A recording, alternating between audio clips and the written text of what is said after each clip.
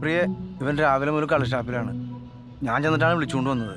താൻ പോകുന്ന പറഞ്ഞ ആകെ സങ്കടത്തിലാണ്. എന്റെ പൊന്നു ചേട്ടാ, ഇവന്റെ വല്ല കാര്യം പറയാനാണെങ്കിൽ എനിക്കൊന്നും പറയാനില്ല. ഇത്രയും ഉത്തരവാദിത്വ ബോധമില്ലാത്ത മനുഷ്യനെ ഞാൻ ജന്മത്തെ കണ്ടിട്ടില്ല. മോളെ, ഇവനോട് ജോലി ശരിയായിട്ടുണ്ട്. ഇനി പോയിട്ട് വേണ്ടേ? അടുത്ത ആഴ്ച ജോയിൻ ചെയ്യും. അതോടെ എല്ലാ പ്രശ്നങ്ങളും തീരും. പിന്നെ മോള് ഇവന് കുറച്ച് സമയം കൂടി കൊടുക്കണം. കാര്യങ്ങളൊക്കെ ഞാൻ എന്റെ പൊന്നു ചേട്ടാ, ഞാൻ ഇവനെ പ്രേമിക്കാൻ തുടങ്ങിയിട്ട് 6 വർഷമായി.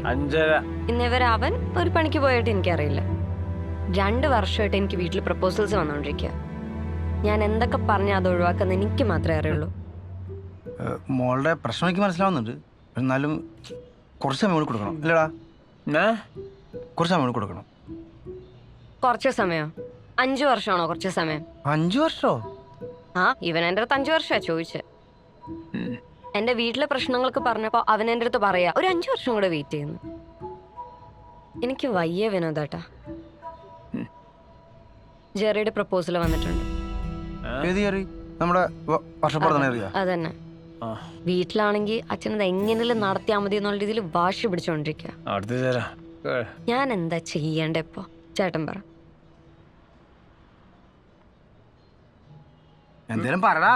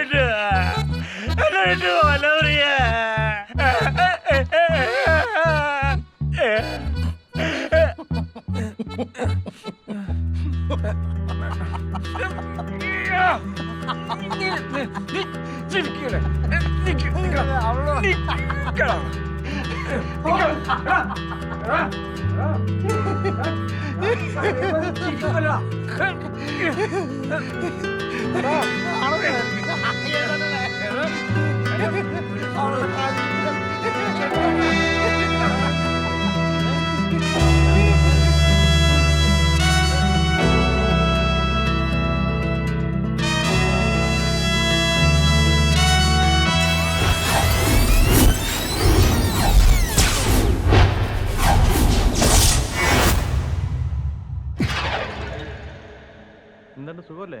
ഓ, സുഖം.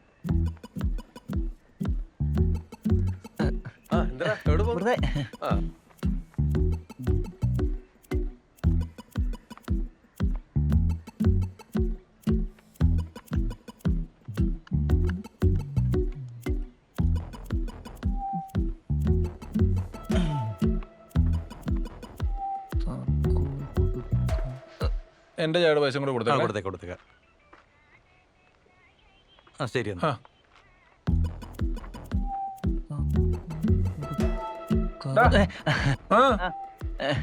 ഹായ്. എന്താ ഇവിടെ? നത്തിങ്.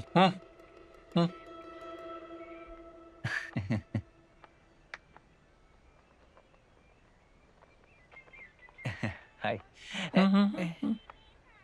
അവിടെ തന്നെ കുറെ നേരമായിട്ട് പരിപാടിയാ. ബൈക്കിന് ചുറ്റും കിടന്ന് കറങ്ങുവാണല്ലോ നീ. ഒന്നുമില്ല ചുണ്ടോട്ടാ. ചുണ്ടുകേട്ടനോ? നിനക്കെന്നെ അറിയാവോ? ചേട്ടൻ അറിയാത്തവരാരില്ലേ നാട്ടില്? ചേട്ടൻ ഫേമസ് അല്ലേ? എങ്ങനെ? ചേട്ടൻ മുമ്പ് മെഡിക്കൽ കോളേജിൽ നിന്ന് ഓക്സിജൻ സിലിണ്ടർ കട്ടിട്ട് പത്രത്തിൽ വന്നാൽ ഞാൻ അതൊന്നും ഇപ്പൊ ഇല്ല കേട്ടോ. നമ്മളിങ്ങനെ ചാരിറ്റിയും കാര്യങ്ങളൊക്കെ ചെയ്ത് വേറെ പരിപാടിയായിട്ട് പോയിക്കൊണ്ടിരിക്കുക. ചാരിറ്റി അല്ലേ? നീ ഏതാ? എന്നെ അറിയില്ലേ? സുധാരേട്ടന്റെ മകൻ. ഏത് സുധാകരൻ? നമ്മുടെ മേരിയുടെ. നമ്മുടെ മേരി? നമ്മുടെ മേരിയല്ല, ചേട്ടന്റെ മേരിയുടെ വീട്ടിന്റെ ഇടക്ക്. ഇങ്ങൊന്നേ പറയട്ടെ. വരാവേ? ഞാൻ വരാം. ഇവിടെ നിന്ന് എന്നെ പരിങ്ങേ. എനിക്കൊരു ഇച്ചിരി ചാരിറ്റിയും പരിപാടികളൊക്കെ ഉണ്ടേ. അപ്പൊ എന്നാലും ആവശ്യം വേണമെങ്കിൽ പറഞ്ഞു, കണ്ട് സഹായിക്കാം. ചേട്ടാ, എന്റെ ഫ്രണ്ട്സിന് എല്ലാവർക്കും സ്കൂള് മുതൽ കാമുകിമാരുണ്ട്. എനക്ക് മാത്രമില്ല. അങ്ങനെ ഇരിക്കുമ്പോഴാണ് ഒരു ദിവസം അവൾ എന്റെ ജീവിതത്തിലേക്ക് കടന്നു വന്നത്. ചാന്ദിനി. ഞാനും അവളും തമ്മിൽ അഗാധമായ പ്രണയമായി. പറഞ്ഞോ? ഞാൻ ഈ കവിത എഴുതുവേ. അപ്പൊ എന്റെ കവിത കേട്ടിട്ട് അവൾ എന്റെ ഫാനായി. അങ്ങനെ ഇത് സെറ്റായതേ. ഞാനൊരു കവിത വല്ലട്ടെ? കവിത വേണ്ട, നീ നിന്റെ ഈ കഥ ഇങ്ങ് പറഞ്ഞാ മതി.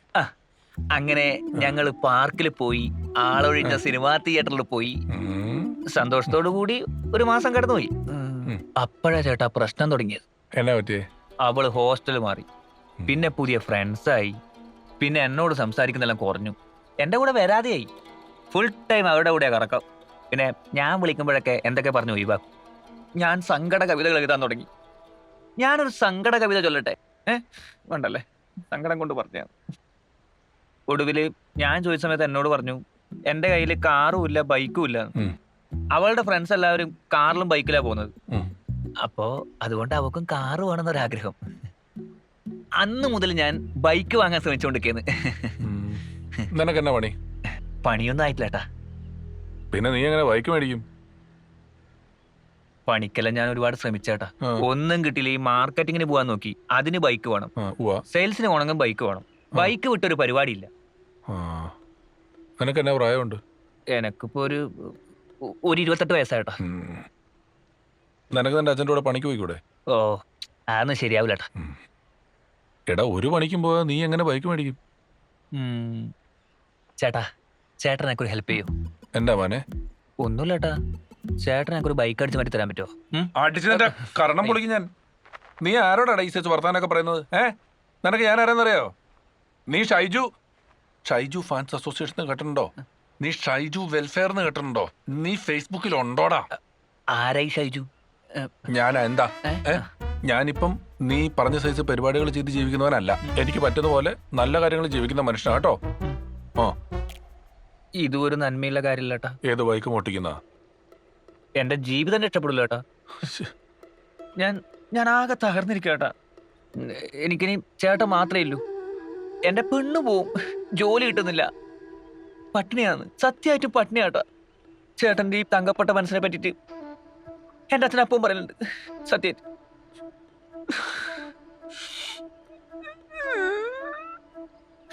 പക്ഷെ ഇതിന്റെ അവസാനത്തെ മോഷണമായിരിക്കണം. ലോക്ക് ഞാൻ തുറന്നു തരും, ബൈക്ക് എടുത്തോണ്ട് പൊക്കോണം. ശരി ഏട്ടാ, അങ്ങനെ ഏട്ടാ. ഒറ്റയ്ക്ക് വലിക്കല്ലേ?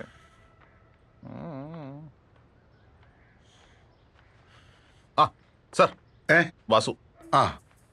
വാസുവേ, അവൻ പാലക്കാട് കോയമ്പത്തൂർ ഭാഗത്തുണ്ടാകാനാ സാധ്യത. ആലത്തൂര്, അവിടെ അവന്റെ വീട്. അവനാ പരിസരത്ത് തന്നെ കാണും. എന്ത് വില കൊടുത്തു അവനെ പൊക്കണം. അവന്റെ പെൻഡ്രൈവ് എടുത്തിരുന്നവന് 10 ലക്ഷം രൂപ വരെ ഞാൻ കൊടുക്കും. കാർലോസ് എന്നല്ല എന്റെ പേര്. അവനെ ഞാൻ പൊക്കിയിരിക്കും. 24 മണിക്കൂറിനുള്ളിൽ അവനെ പൊക്കി സാറിന്റെ കാലിന്റെ കീഴിൽ കൊണ്ടൊന്ന് വെച്ചില്ലെങ്കിൽ ഉണ്ടല്ല, എന്റെ പേര് ഗുണ്ടാവാസു എന്നല്ല. താൻ ആദ്യം പോയി അവനെ പിടിക്ക്, എന്നിട്ട് വർത്താനം പറ. ചെല്ലേ, അല്ല സാറേ, നമ്മുടെ CI ബേബി സാർ എന്ത് പറഞ്ഞു? 24 മണിക്കൂറിലെ പിടിച്ചേക്കാവുന്നു. വാസു പറഞ്ഞു 24 മണിക്കൂറല്ലേ? ഇത് എന്താണപ്പോ അവരുടെ ഭാഗ്യ നമ്പറാണോ? സാറ് വേണേ ബേബിനെ വിളിച്ചോ, 1/2 മണിക്കൂർ കുറയ്ക്കാൻ പറ്റുമോ എന്ന് നോക്കണോ? നീ തമാശ പറഞ്ഞു കഴിഞ്ഞെങ്കിൽ പോയി വല്ലതും കഴിക്ക്. തമാശ അല്ല, കാര്യമായിട്ട് എന്നാന്തേ കഴിച്ചിട്ടില്ല.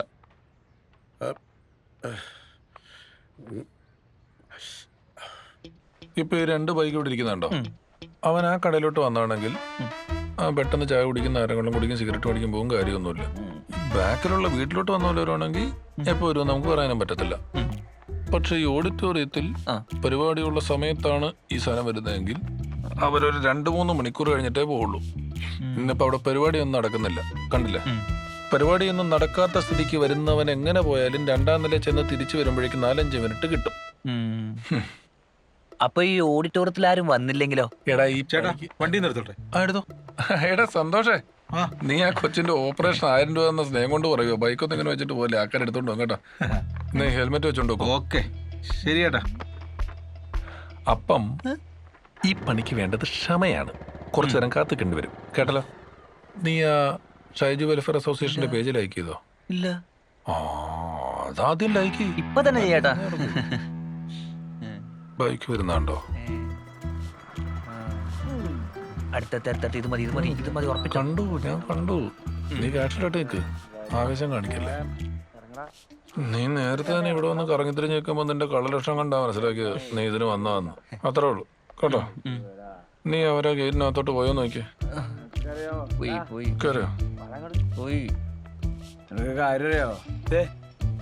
എന്റെ റെക്കോർഡ്സ് എനിക്ക് എഴുതുന്ന അവള് പറഞ്ഞടാ. അതൊക്കെ എനിക്ക് ഓർമ്മയുണ്ടാ. ഓക്കെ ഗുഡ്, അതെനിക്ക് ഓർമ്മ. പക്ഷെ ഇത് റിസ്ക് എടുത്ത് എന്നെ കാണാൻ അവള് വന്ന് അതും മറന്നു. ബസ്സില്ലേ ഞങ്ങൾ കറങ്ങിയത് പോയി പോയി പോയി പോയി എന്റെ ബർത്ത്ഡേക്ക് അവള് അതെ സീനാക്കരുത്. എന്നെ അങ്ങനെ ഒരുപാട് ആൾക്കാർ ഇവിടെ ഉള്ളത് കേട്ടോ. പിന്നെ അവളോട് ഞാൻ സംസാരിച്ചതാ. നീ ഈ കോലത്തിൽ അവളോട് മിണ്ടണം. നിന്നോട്ട് സംശയത്തോട് ചോദിച്ചാണ്ടാ ഒറ്റ കുതിച്ചെന്നുണ്ടല്ലോ. എടാ നിന്റെ മുമ്പിൽ ഞാൻ അവളെ ഫോൺ ചെയ്യാറ്. ആരും ഉപയോഗിച്ചാണല്ലോ അവിടുത്തെ നീ അവളാണ് വന്നേ. പോയി പോയി പോയി ഇന്നത്തെ ദിവസം നിന്റെ അടാ അതെ അല്ലേ താക്കോല അതിനകത്ത് വെച്ചോണ്ടാ മാറി പോയേക്കുന്നത്. എടുക്കട്ടെ വിളിക്കട്ടെ ഞാൻ ആരുമില്ല കേറിക്കോ. കറണ്ടേ ഇപ്പഴത്തെ കറണ്ടേ വിട്ടോ വിട്ടോ, all the best, all the best. രക്ഷപ്പെട്ടോ, പോടാ. ഇതിലേതാ ഇക്കറപ്പുറത്ത് അത് സ്റ്റാൻഡാ. ഓ, അടിച്ചോ, വിട്ടോ വിട്ടോ. അടി പോട്ടെ പോട്ടെ പോട്ടെ ഏട്ടാ ഇത് പോട്ടെ. ഏട്ടാ ഇത് സ്റ്റാർട്ട് ആവുന്നില്ല. താക്കോൽ ഓണക്കട കവിത പട്ടി. മാറ് മാറ് മാറ് മാറ് മാറിങ്ങോട്ട്. താക്കോൽ സ്റ്റാർട്ടായി. വിട്ടോ വിട്ടോ വിട്ടോ. പിന്നെ ഇനി ഗിയർ എങ്ങോട്ടാ, മുമ്പോട്ടാ ബാക്ക്? നിനക്ക് വണ്ടി ഓടിക്കാൻ അറിയാൻ പാടില്ലേ? വണ്ടി ഓടിക്കാൻ അറിയോ? ഇത് ഹീറോ കൊണ്ട് ഒപ്പിച്ചുകൊണ്ടാണ് താഴോട്ട് കാലിൽ നിന്നാണ് മേളോട്ട് തട്ടിക്കോ. വിട്ടോ വിട്ടോ വിട്ടോ വിട്ടോ. ഞാൻ എന്തിനാ കേറുന്നത്? എനിക്ക് ചാറ്റ് ചെയ്യാൻ സമയം വരാൻ പറ്റിയല്ല. നിന്നെയൊക്കെ പെണ്ണ് ഉപേക്ഷിച്ചില്ലെങ്കിൽ അത്ഭുതമുള്ളൂ. വണ്ടി വിടറാ, അവന്മാര് വരുന്നുണ്ടാ. പോടാ. ജംഗ്ഷനിലോട്ടാണ് പോകുന്നത്. നോക്കി പോടാ.